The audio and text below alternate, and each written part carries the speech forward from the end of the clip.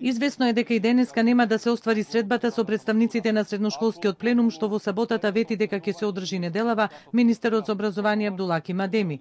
Во очекување на средбата на која средношколците од пленумот ќе ги бранат позициите да се стави во мирување екстерното тестирање и електронското полагање на државната матура, од вчера почнаа бојкот на наставата во неколку скопски гимназии.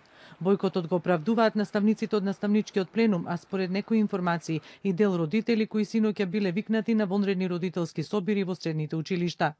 Надлежните институции и наставниците кои не се во пленумот, дел од родителите, се загрижени за ваквите дејанија кои се на штета на децата и на воспитно-образовниот процес, во услови кога барањето математиката да не е задолжителен предмет е исполнето и со мислење оти се политички манипулирани од Социјалдемократскиот сојуз.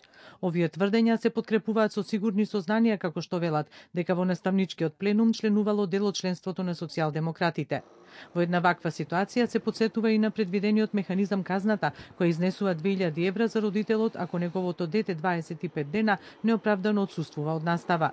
Во меѓувреме, во неделата состанок одржа Советот на Синдикатот на образование, наука и култура СОНК.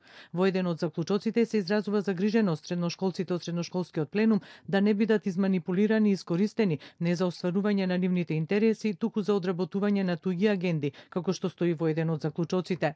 СОНК отворено му се спротивставува и на наставничкиот пленум, кој според нив е неформална група паралелно формирана со останатите пленуми, од која бараат веднаш да престанат со пласирање на невистини и конструкции и неспорни лаги и клевети, како што стои во заклучокот, и да престанат со обидите нивните агенди да ги остваруваат преку синдикатот на СОНК.